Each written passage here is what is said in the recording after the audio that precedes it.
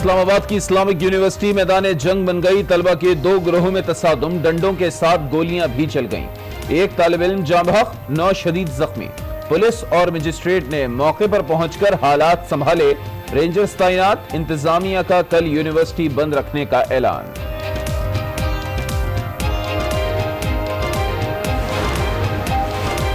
Islamic university में तलबा में झगड़ा बुक फेयर के दौरान हुआ। इस्लामी जमीयत तलबा और सराइकी तलबा काउंसिल के कारकुनान एक दूसरे पर पिल पड़े। झगड़े के वक्त नायब अमीर जमात इस्लामी लियाकत बलोच खिताब कर रहे थे। अमीर जमात इस्लामी सिराजुल हक की वाक़े की मजम्मत। शरपसंद नासिर की फौरी गिरफ्तारी का मुतालबा।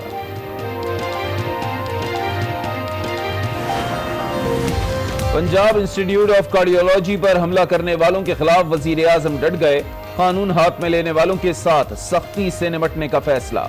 कोर कमेटी इजलास में अरकान भी मुत्तफिक। अदालतों और वकला तंजीमों से राबता करने का फैसला।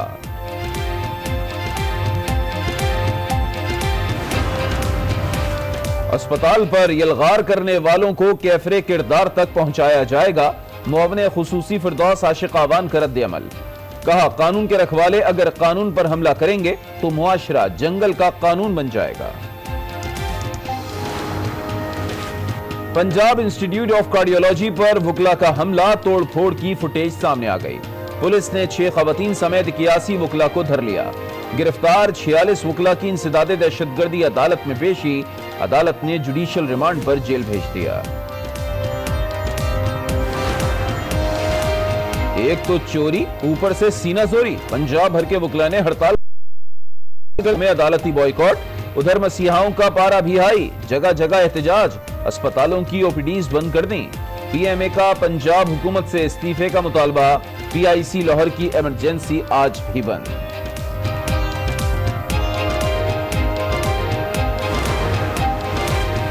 पीआईसी पर वकला के हमले की सुप्रीम कोर्ट में भी गूंज। एक केस की समाअत के दौरान जस्टिस उमर अता बंदियाल का इजहार अफसोस। कहा, कल के वाक़े में पूरी कम्युनिटी को जर्ब लग गई। वकला के एहतजाज पर chief justice Islamabad high court का action. Secretary high court bar को तौहीन अदालत का नोटिस भेज दिया। वाइस चेयरमैन पाकिस्तान बार और सदर सुप्रीम कोर्ट बार को भी नोटिस जारी।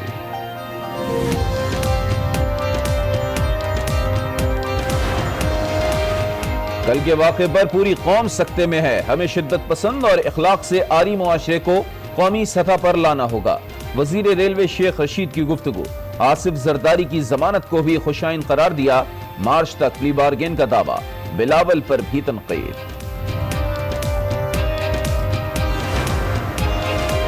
पंजाब हुकूमत का पीआईसी हमले में जाँ बहक अफराद के लवाहिकीन के लिए 10-10 लाख रुपए माली इमदाद का ऐलान। वजीर आला का हंगामाराई के दौरान अस्पताल और गाड़ियों को पहुंचने वाले नुकसान के भी फौरी अजाले का हुक्म।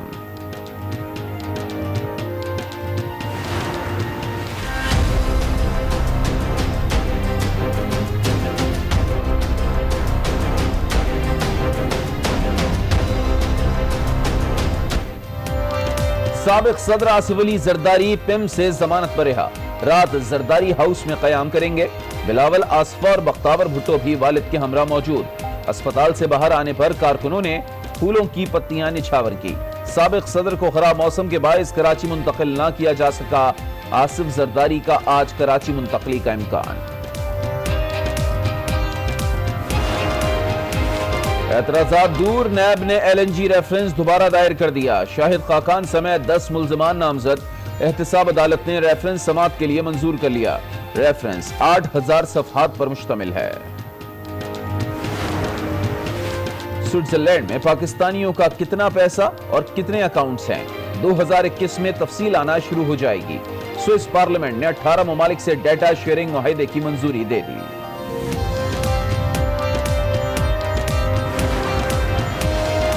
FIA ने BRD मंसूबे की तहकीकात शुरू कर दी। स्पेशल इंटेरोगेशन टीम तश्कील दी गई है। सूबाई हुकूमत और PDA को खत लिख दिए। तर्जुमान सूबाई हुकूमत अजमल वजीर कहते हैं मंसूबे की शफाफियत के लिए FIA से ताउन करेंगे।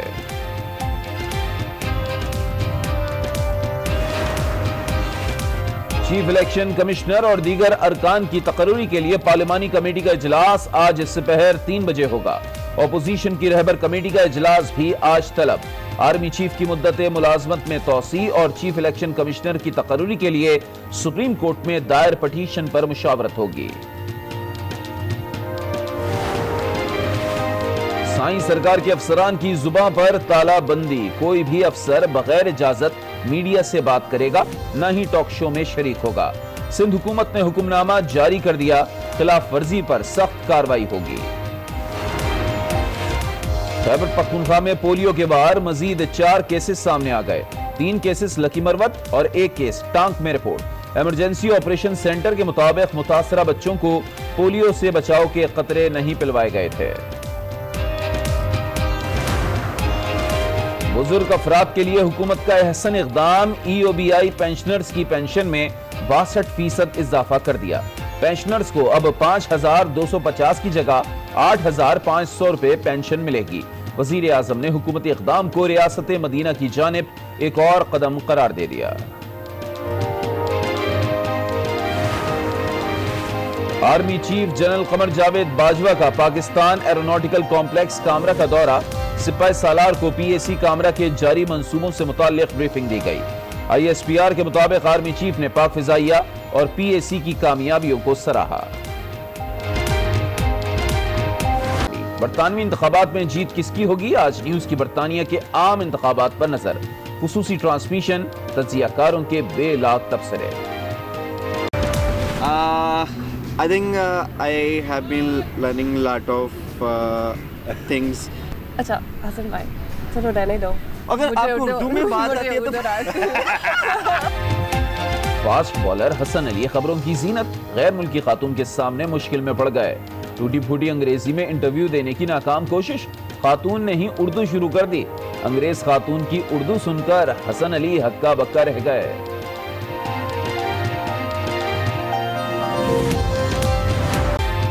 बाला इलाकों में बर्फ की बहार, पर्वतों का सफेद सिंगार। बीरबाला, अशीरदरी, कुमराट और डुगदरा बर्फ से ढक गए। काला मालम जब्बा में सफेद मोती बिखर गए। दरख्तों की झुकी शाखों ने भी मोतियों की चादर ओढ़ ली। वादिये कागान, शोगरान और नारान का हुस्न अपने जोबन पर। मरी में बर्फबारी, नथिया गली और अयूबिया में बर्फ के डेरे। गजर में पारा -15, सब जम गया। की इंटरनेशनल इस्लामिक यूनिवर्सिटी, जहां पर तालीम और इल्म जो है वो बांटा जाता है। हमने देखा कि इस्लामाबाद जो है में ये जंग का मैदान बन गई और इस्लामी जमीयत तलबा के तहत एक्सपो की तकरीब जारी थी। इस दौरान हमने देखा कि कारकुनान जो है वो गुत्तम गुत्ता हो गए। एक कारकुन जाम भाग हुआ है जबकि मुतादिद जख्मी हुए हैं। तो इंटरनेशनल इस्लामिक यूनिवर्सिटी में इस वक्त क्या सूरत हाल है, ये हम जानेंगे। आज न्यूज के नुमाइंदे अशफाक मुगल हमारे साथ मौजूद हैं। अशफाक, बताइएगा इस वक्त क्या सूरत हाल है, क्या मनाजिर हैं?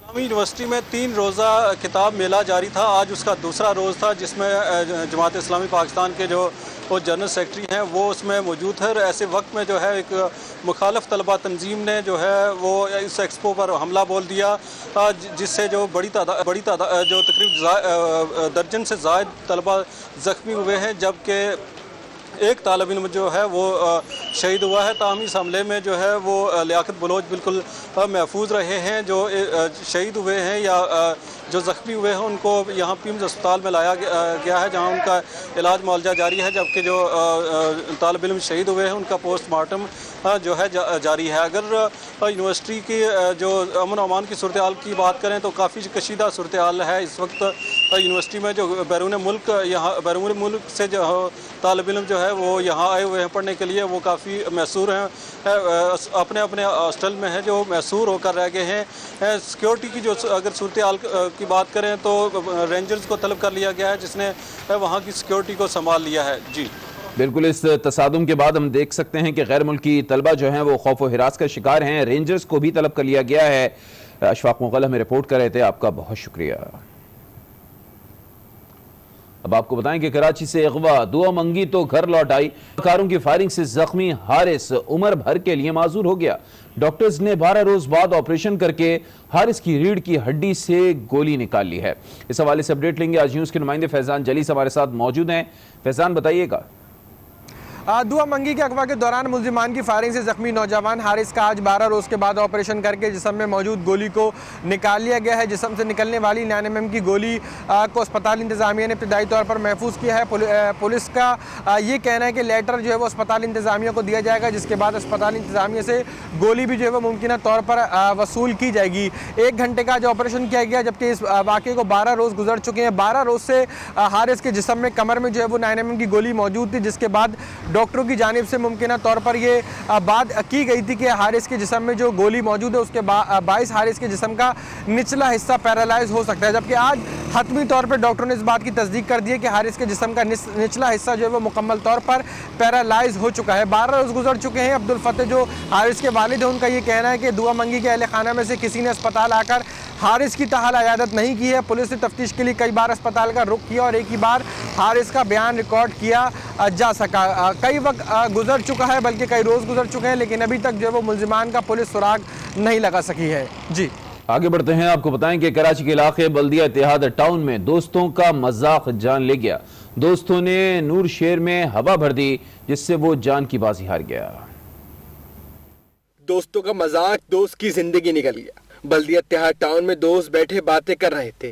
तय पाया कि नूर शेर में हवा भर के देखते हैं। बस ड्राइवर नूर शेर भी फौरी तैयार हो गया। सनाउल्लाह असद ने नूर शेर में हवा भरी। देखते ही देखते नूर शेर की तबीयत बिगड़ गई। अब्बासी शहीद अस्पताल मुंतकिल करने से पहले ही बस ड्राइवर दम तोड़ गया। वाक़े के बाद दोनों दोस्त सनाउल्लाह असद फरार हो गए। पुलिस ने भी मामले की तहकीकात का आगाज कर दिया। और अब यहाँ पर लेंगे एक ब्रेक, और ब्रेक से जब हम वापस आएंगे तो बात करेंगे बरतानिया में जो आज आम इंतखाबात हो रहे हैं। और बरतानवी तारीख के ये आम इंतखाबात इसलिए भी बड़े ही अहम करार पाए हैं कि यकीनन अब अगले चंद माह में बरतानिया को ब्रेक्जिट करना है। होना है या नहीं होना है, इसका फैसला यकीनन आज आम इंतखाबात के नताइज पर ही मुनहसर है। तो एक ब्रेक ले रहे हैं, ब्रेक से जब वापस आएंगे तो इस पर ट्रांसमिशन को आगे बढ़ाएंगे। वेलकम बैक, मैं हूं लियाबिद। बरतानिया में आज इलेक्शन हो रहे हैं। 2019 के ये इलेक्शन है। 5 बरस में ये तीसरे आम इंतखाबात हैं और 2016 में बरतानिया ने ब्रेक्जिट का फैसला किया था। उसके बाद से अगर हम देख सकते हैं ये दूसरे आम इंतखाबात है, तो यकीनन बहुत ही अहम इंतखाबात बरतानवी पार्लिमानी तारीख में करार पाए हैं। 650 हाउस ऑफ कॉमन की नशिस्तें हैं जिस पर आज इंतखाबात हो रहे हैं। तो अब देखना यह है कि कितनी सीटें जो है वो लेबर पार्टी ले पाती है, कितनी कंजर्वेटिव पार्टी जो है वो ले पाती है। इसके अलावा भी दीगर छोटी बड़ी जमातें हैं, उनके हिस्से में भी कुछ ना कुछ नशिस्तें आनी हैं। और अहम बात यह है कि इस वक्त इस बात को बहुत ज्यादा डिस्कस किया जा रहा है कि आया कोई एक पार्टी लेबर या कंजर्वेटिव में से, हमेशा से बरतानवी तारीख में इन्हीं दोनों जमातों ने हुकूमत साजी की है, आया अब की बार जो 2019 में आज ये जो इलेक्शन हो रहे हैं इसके नताइज पर हम देखेंगे कि आया इत्तेहादी हुकूमत बनेगी या कोई पार्टी सादा अक्सरियत लेने में कामयाब रहेगी। चूंकि वक्त तेजी से आगे बढ़ रहा है और अब यकीनन ये जो आज का दिन है वो क्लोजिंग की जानिब जा रहा है, तो लंदन चलते हैं। आज न्यूज के नुमाइंदे नवी सज्जाद चौधरी हमारे साथ मौजूद हैं। तो सबसे पहले उनसे पूछते हैं कि ओवरऑल आज के दिन सिचुएशन रही कैसे, अभी क्या सिचुएशन है और वो क्या प्रिडिक्ट कर सकते हैं। तो नवीद बताइएगा, मजमूई तौर पर आज के दिन अब तक क्या सिचुएशन देखी है? जी बिल्कुल, बरतानिया में ये जो इलेक्शन है ये वाकई बहुत एक अहमियत का हामिल है। लोग तमाम निज़ाम जो है इस वक्त बरतानिया का, बड़े बड़े कारोबारी हजरात इसलिए ब्रेक्जिट से बहुत जो है वो कश्मकश में है कि क्या होने वाला है। इसी वजह से बोरिस जॉनसन ने भी अपनी अपोजिशन की तरफ से शदीद तनकीद बर्दाश्त करते हुए अर्ली इलेक्शन जो अनाउंस किए थे वो आज उनका मराहिल लास्ट कुछ घंटे बाकी रह चुके हैं। वोटिंग का अमल इस वक्त जारी है। लाखों की तादाद में वोटर जो है वो अपने घरों से निकलकर वोट कास्ट कर रहे हैं, अपनी अपनी पसंदीदा पार्टी को जो है वो वोट कर रहे हैं। बड़ी अहम बात, जब हमने लोगों से बात की तो उनसे पूछा कि आप किस पार्टी को वोट कर रहे हैं, तो कई लोग जो थे उनका कहना था कि हम कंजर्वेटिव पार्टी को वोट कर रहे हैं। तो मैंने उनसे पूछा कि आप क्यों कर रहे हैं, तो उन्होंने कहा कि इसलिए कि हम ब्रेक्जिट चाहते हैं। पहले भी जो रेफरेंडम में हमने वोट किए थे वो ब्रेक्जिट के हवाले से सपोर्ट किया था। सही। कुछ लोग ऐसे थे जो लेबर को सपोर्ट कर रहे हैं, उसमें ज्यादा तबका जो एशियन कम्युनिटी से ताल्लुक रखता है, लेबर मजदूर बंदा जो है वो ज्यादा तबका इस पार्टी को सपोर्ट कर रहा है, क्योंकि लेबर पार्टी की हमेशा जो पॉलिसी है वो बरतानिया के अंदर ज्यादातर जो इमिग्रेंट्स हैं मुख्तलिफ ममालिक से आए हुए उनके हवाले से कुछ रिलैक्सेशन की तरफ अनाउंसमेंट की जाती है। उनके मंशूर के मुताबिक जो है वो लोग उसको सपोर्ट करना चाहते हैं। अलबत्ता बहुत अहम बात यह है कि कंजर्वेटिव बोरिस जॉनसन जो है वो इस वक्त अगर सर्वे को हम मद्देनजर रखें और लोगों से जो हमने बातचीत की उस हवाले से अगर देखें तो वो विन करते नजर आ रहे हैं। अच्छा। और बोरिस जॉनसन जो है वो उम्मीद की जा सकती है कि वो इस वक्त कंजर्वेटिव पार्टी जो है वो दोबारा इलेक्शन में मुंतखब होकर हुकूमत करेगी।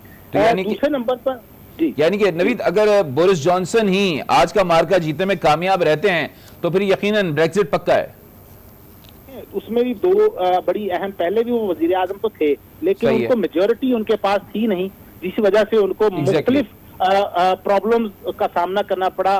पार्लियामेंट के अंदर मुख्तलिफ डिबेट होती रही, डिबेट्स के अंदर अपोजिशन पार्टी ने बहुत मरतबा जो है वो बोरिस जॉनसन को कामयाबी ना मिलने के वजह से वो इस कशमकश में रहे। तो यकीनन अगर वो अभी मेजोरिटी नहीं लेते तो यकीनन ब्रेक्जिट का जो इशू है फिर अगेन पार्लियामेंट के अंदर वही मामला चलता रहेगा। कुछ लोग यहाँ पर ये भी, अगर फिर भी वही कंडीशन रही तो हो सकता है अगर इलेक्शन में मेजोरिटी नहीं मिलती, उनको इत्तेहादी हुकूमत बनती है, मिलजुल कर बनानी पड़ती है, तो यकीनन फिर उसके बाद हो सकता है कि कोई म्यूचुअल अंडरस्टैंडिंग के साथ कोई रेफरेंडम के हवाले से क्लियर कट ब्रेक्जिट के ऊपर जो है वो डिस्कस की जा सकती है। तो ये भी एक चीज मुतवक्किल है। अगर तो बोरिस जॉनसन क्लियरली मेजोरिटी से विन हो जाते हैं तो हुकूमत के वो वजीर आजम बन जाते हैं तो यकीनन वो ब्रेक्जिट करेंगे, क्योंकि ऑलरेडी जितना बरतानिया के अंदर इस वक्त बिजनेस, कारोबार और मुख्तलिफ ममालिक के इंटर एक्सचेंज जो है वो तमाम तर मराहल मुकम्मल हो चुके हैं। उस पर बहुत सारा मुल्क का बरतानिया का पैसा, एनर्जी और इसके अलावा सारा कुछ मुकम्मल हुआ पड़ा है। यकीनन ये एक उन्होंने चांस दिया है क्योंकि अवाम ये नहीं चाहते कि वो कहें कि बोरिस जॉनसन ने जो है वो, और शायद इसलिए कहा जा रहा है कि वक्त तो 31 जनवरी तक का है ब्रेक्जिट का, लेकिन अगर आज बोरिस जॉनसन जीत जाते हैं तो ये बहुत जल्दी हो जाएगा। बिल्कुल, क्योंकि बोरिस जॉनसन की अब तक जितनी भी कोशिशें हैं वो ब्रेक्जिट के हवाले से एज सुन एज पॉसिबल थी। लास्ट अगर उन तकरीर और बयान सुने, उस पर गौर करें तो उन्होंने कहा था कि नए साल, नई हुकूमत और नए स्टाइल के साथ हम ब्रेक्जिट